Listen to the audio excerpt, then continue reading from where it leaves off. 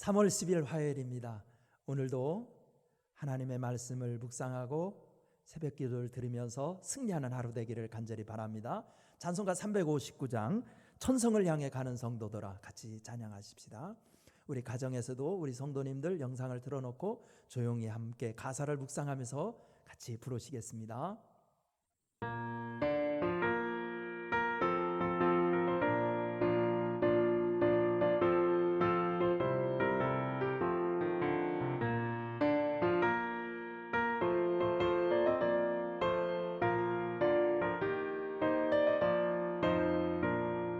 천성을 향해 가는 성도들아 앞길의 장애를 두려워 말라.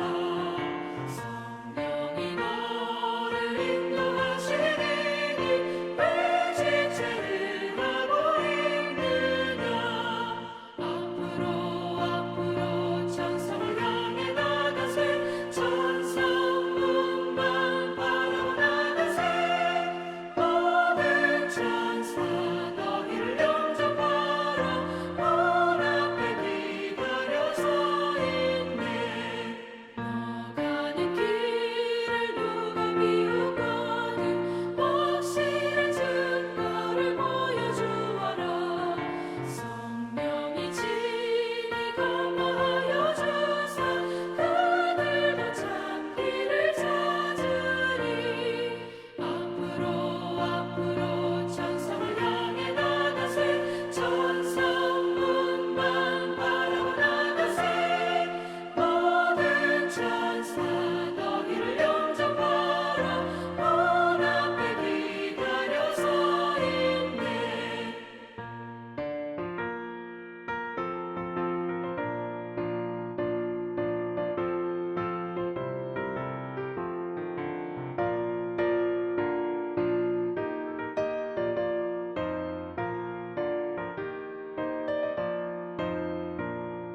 너 가는 길을 모두 가기 전에 내 손에 든 검을 꽂지 말아라.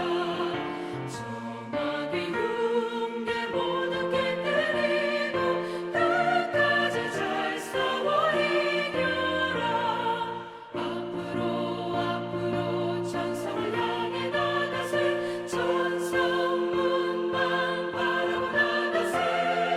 모든 천사 너희를 영접하라. 문 앞에 기다려 서 있네.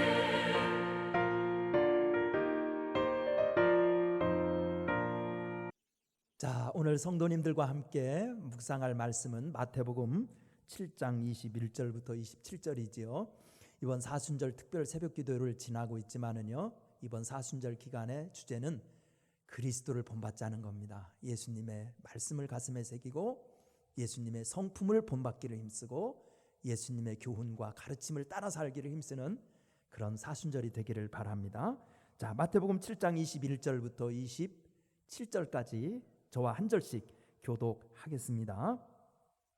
나더러 주여 주여 하는 자마다 다 천국에 들어갈 것이 아니요 다만 하늘에 계신 내 아버지 뜻대로 행하는 자야 들어가리라.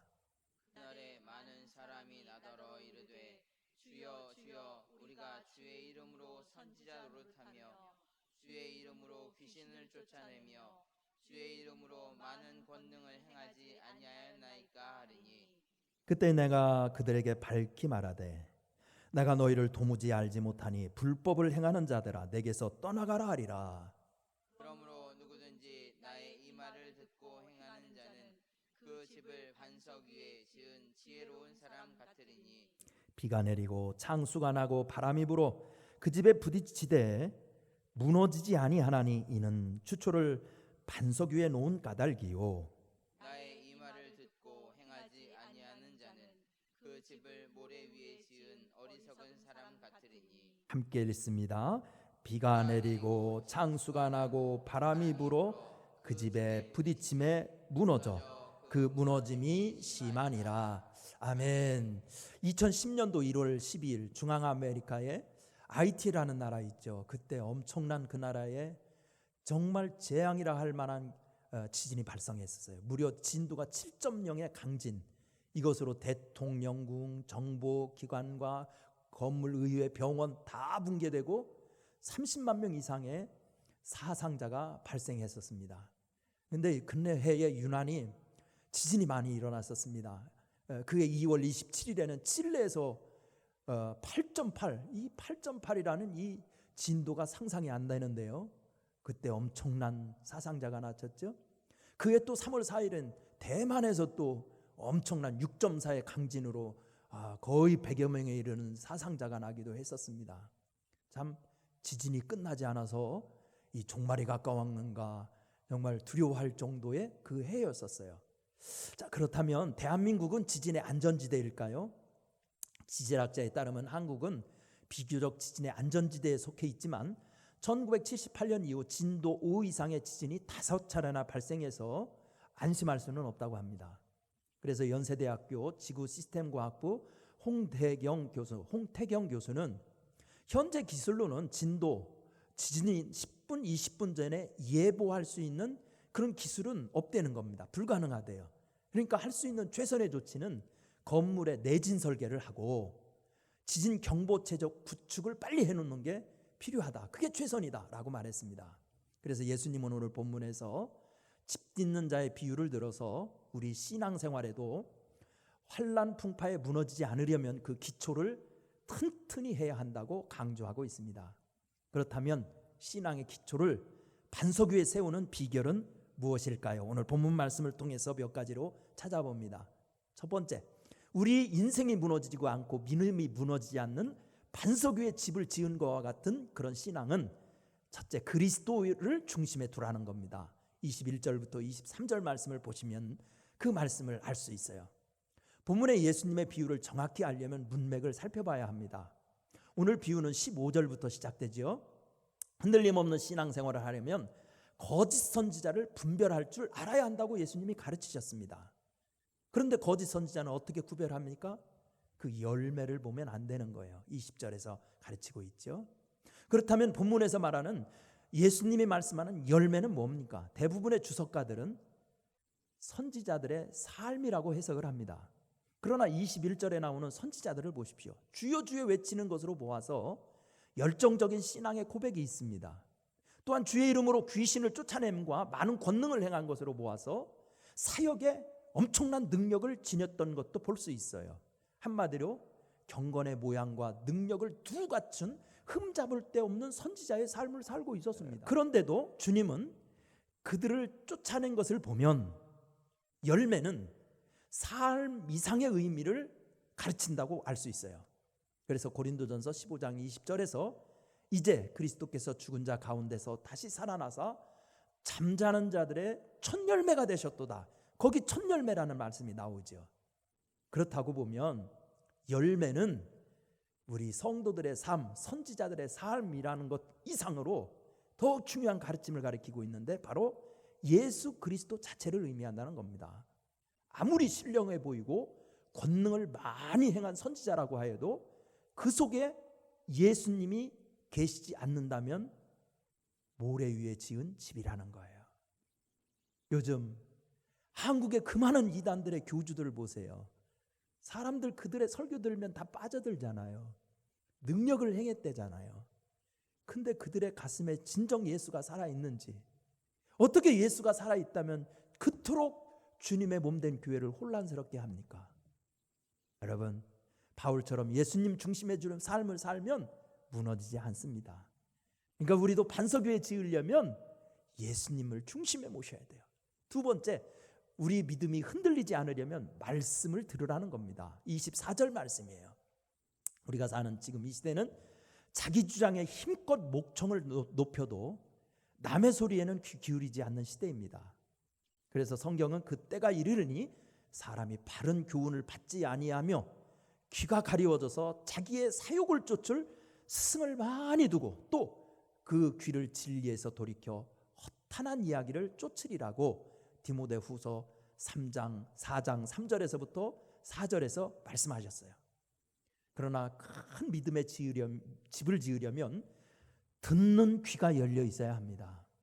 그래서 모세는 가나안 땅 입성을 앞둔 이스라엘 백성에게 신명기 6장 4절에서 이스라엘아 들으라.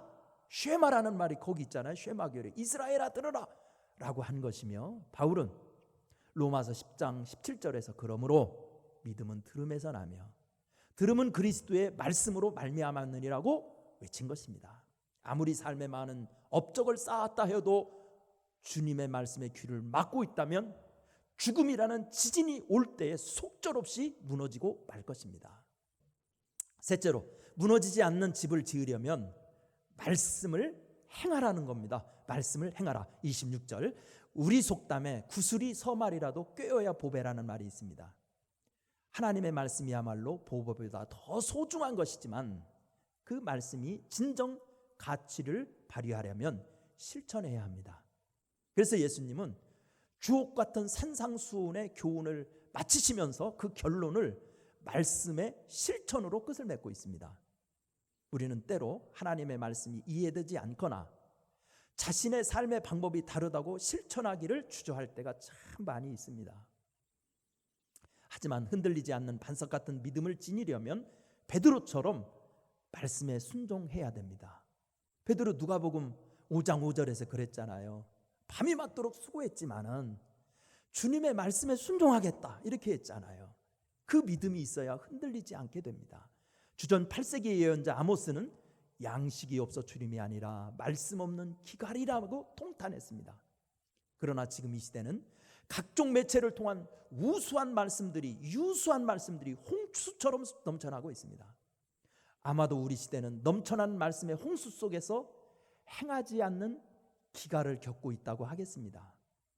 이제는 성도들의 삶과 교회의 미래를 위해서라도 하나님의 말씀을 실천할 때입니다. 기독교 변증가인 C.S. 루이스는 그의 책 악마의 편지에서 사탄의 전략은 하나님의 말씀을 실천하려 할 때 자꾸 뒤로 미루게 한다고 했습니다. 그래서 야고보서 2장 26절에서는 행함 없는 믿음은 그 자체가 죽은 것이니라 한 것입니다. 하나님의 말씀을 기억하시고 오직 예수님 중심, 말씀 경청, 거기서 끝나는 게 아니라 머리만 키우는 게 아니라 발을 움직여서 주님의 말씀을 실천하여서 우리도 흔들림 없는 믿음의 삶을 사시기를 축원합니다. 기도하겠습니다. 은혜로우신 하나님, 우리 주님께서 오늘도 우리 심령을 주관하시고 우리 영혼을 주관하여 주셔서 우리 주님의 말씀에 경청할 수 있는 귀를 열어 주옵시고, 하나님 아버지 거짓을 분별하며 오직 살아계신 예수님만 가슴에 품고 주님 말씀대로 따라 살 수 있는 능력을 허락하여 주옵소서. 말씀 붙들고 실천하며 살 때 주님의 동행과 기적이 말할 수는 없이 나타나는 오늘 하루 되게 하여 주옵시고, 염려 근심이 쫓겨가고 원수막이 물러가고 미혹해하는 이단의 영들이 꺾여지게 하여 주옵시며, 하나님 성령 충만으로 믿음 충만으로 승리하도록 우리의 발걸음을 붙들어 주옵소서. 예수님의 이름으로 간절히 기도드리옵나이다. 아멘. 찬송가 365장 마음속에 근심 있는 사람 찬양하겠습니다. 365장 마음속에 근심 있는 사람.